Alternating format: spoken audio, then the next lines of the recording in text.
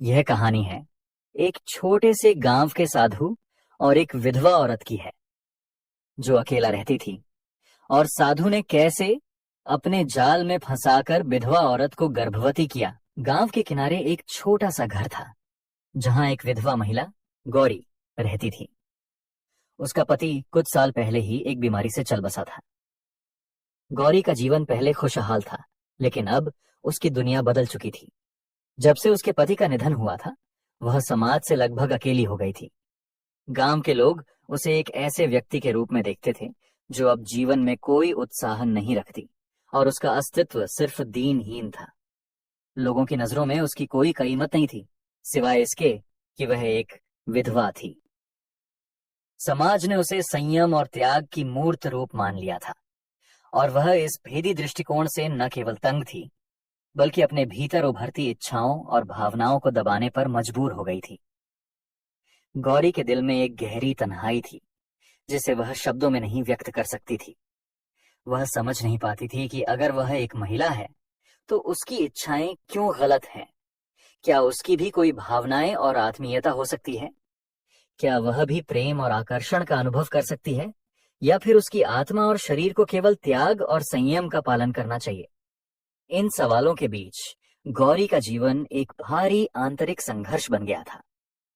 गांव के पास एक प्राचीन मंदिर था जो सदियों पुराना था।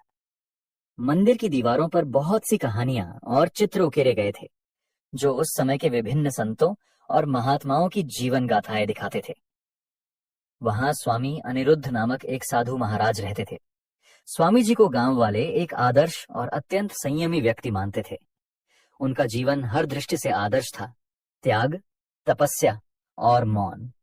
वे गांव के लोगों को हर दिन प्रवचन देते थे, जहां वे जीवन के उद्देश्यों, दुखों और संयम की बातें करते थे।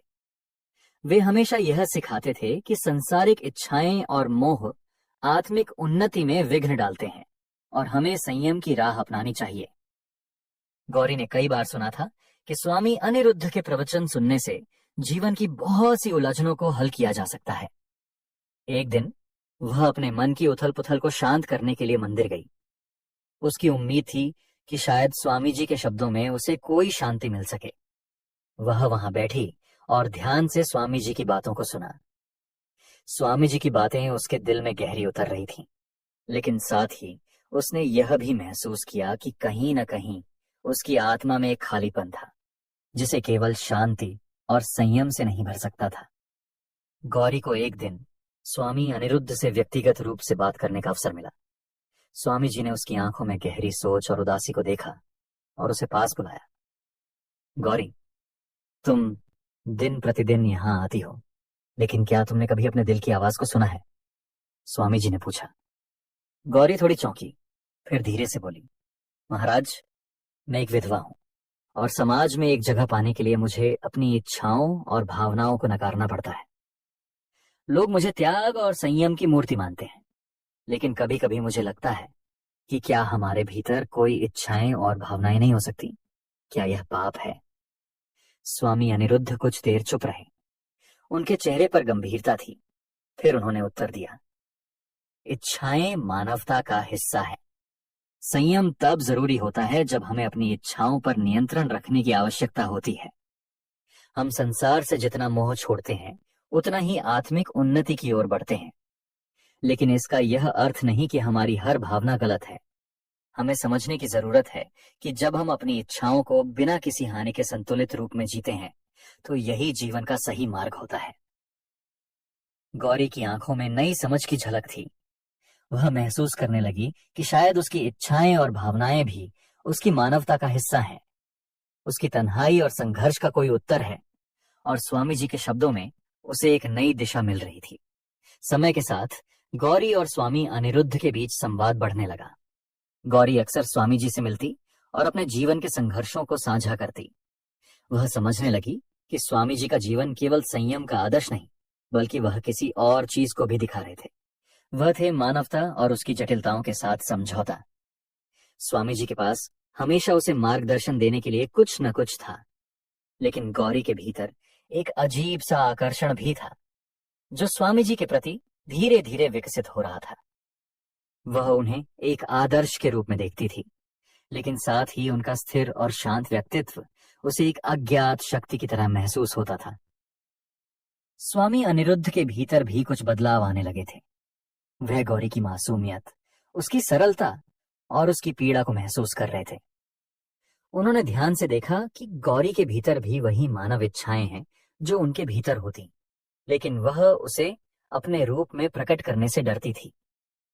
इस अंतरात्मिक संघर्ष ने स्वामी जी को कई बार उलझन में डाल दिया। एक दिन गांव में तेज बारिश हो रही थी। गौरी मंदिर में अकेली बैठी थी और स्वामी अनिरुद्ध ने देखा कि वह ठंडी से कांप रही थी। वह उसे अपने आश्रम में ले आए और उसे गर्म कपड़े दिए। उस रात दोनों के बीच गहरे संवाद का सिलसिला शुरू हुआ। गौरी ने स्वामी जी से कहा, महाराज, आप हमेशा संयम की बात करते हैं, लेकिन मैं एक महिला हूं और मेरी इच्छाएं भी हैं। क्या यह गलत है कि मैं इन इच्छाओं को महसूस करती हूं? स्वामी अनिरुद्ध कुछ देर तक चुप रहे।